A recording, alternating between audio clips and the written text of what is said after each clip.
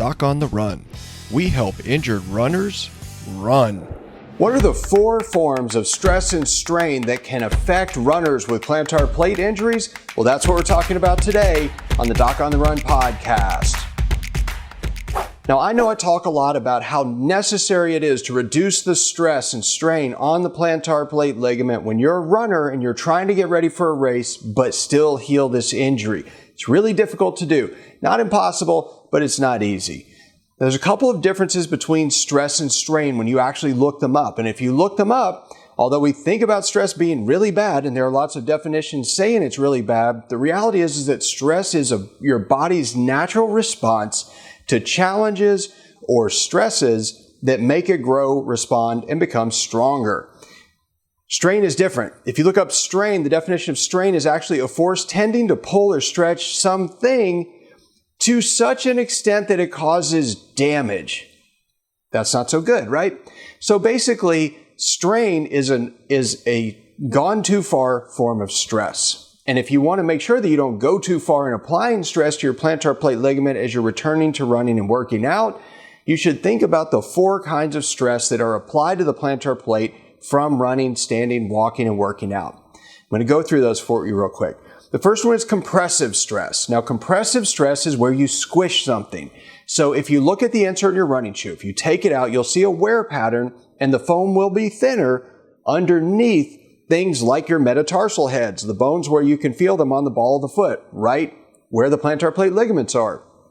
Now, when you look at the insert and you know that you've squished it and you know that you've compressed that foam over time, you're also compressing the plantar plate ligament between the inside of the shoe and the bones because the plantar plate is in between.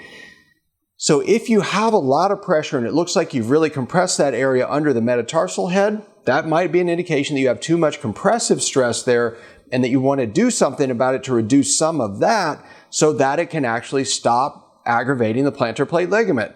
The second one is actually tensile stress, and tensile stress is the worst one. This is the one that I'm talking about the most when I say you shouldn't do lunges, you shouldn't do push-ups, you shouldn't do planks or elliptical trainers or calf raises, things where you're bringing your heel up off of the ground and you're bending the toes and you're stretching the plantar plate around the bottom of the metatarsal head. You're asking for it if you do that. That is the worst thing you can do. Many of the runners that I see who got plantar plate injuries were doing one of those kinds of workouts to supplement their running fitness, and that's what really led to their injury. So you don't want to stretch the plantar plate ligament. Stretching it too much, that's tensile stress. You don't want to do that. The next one is shear stress. Now, shear stress is not probably something you're going to find with runners talked about so much, but I'll tell you a thing that is an example of shear stress that you will certainly understand. I was doing a race with one of my best friends.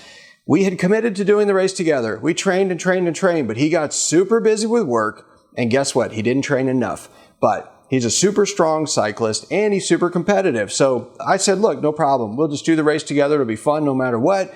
And we got to do the Ironman together, or at least that was the plan. So we got in the water. We did the entire swim together, got out of the water after 2.4 miles and took off on the bike together. But in the middle of the crowd, getting out of there, somehow I lost him.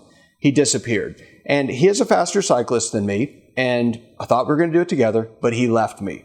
And I'm not dumb enough to try to catch him because I knew I'd be cooked if I did. So when I got to transition after 112 miles on the bike, I found him sitting in a chair in the change tent, and he looked white as a sheet, and he was beat. And he said, oh man, I just need to rest a minute. I was like, you can rest on the run. We got to go. And we took off. We walked a little bit. We ran a little bit. And then after 6 miles, something like that, he basically was like, I can't run anymore. Well, pretty much the whole way on the marathon course, there are cones dividing the road from one side to the other to keep people separated on the out and back section of that course. He came up with a great idea. He said, all right, this is what we're going to do. We're going to run from this cone to that cone, and then we'll walk from that cone to the next cone. And we did that for the rest of the marathon. Now, I knew, because I'm a podiatrist and all I think about is this sort of stuff, I knew that this was going to be really hard on my foot to start and stop over and over and over every 100 feet or so for 20 miles. So I deliberately took off on my left foot and stopped with my left foot. Now that is shear stress. Every time you stop suddenly and your foot slides in the shoe, that's shear stress. And what does it do? It causes a blister, right? So at the end of the event, underneath the plantar plate ligaments on the ball of the foot, I had a blister that was literally about that big. I could barely walk. I was seeing patients in the office, hardly stand on it. And my buddy, he got 2 of them. He got them on both feet because he didn't think about that. And frankly, we were both too tired. I didn't even talk about it with him. And I don't know that I actually thought about it so consciously. It's just, I was just trying to just keep things together, keep moving and not really do it. So we hadn't talked about it. He got them on both feet. That's shear stress. So if you have a tendency to get blisters, if you've got calluses right under your plantar plate, that's probably because you have shear stress. You want to do something to address that because that shearing of the plantar plate under the ball of the foot, the same shearing that causes calluses in that area can cause trouble that can slow down the healing of the plantar plate ligament. The last one is torsional stress. That is twisting motion. So if your toe is twisting, that can strain the plantar plate ligament because it's wringing it out like a towel. Now, your toe's not going to go around in a circle, but anytime that you change direction or if you pronate and you push the toe to the side, if your toe looks like it's crooked, if you're running barefoot on a treadmill and it seems like your toe's moving to the side, that's torsional stress that's applied to it. That also can really slow down healing, particularly if the ligament is torn on one side or the other side. And you see that on an MRI and ultrasound, well, you definitely want to make sure that you do something to combat that torsional stress because it can slow down the healing.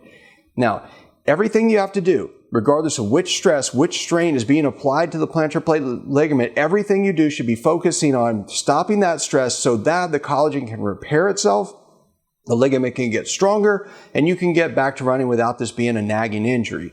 So that's what you really have to focus on. Now, if you want to learn more about the exact strategies I use with runners who call me with these injuries and the exact strategies I teach to physicians when I go lecture at medical conferences, I have all that stuff put together and it's in the Plantar Plate Masterclass. You can get it for free at docontherun.com/Plantar Plate Masterclass. So go sign up, check it out, and I'll see you in the training.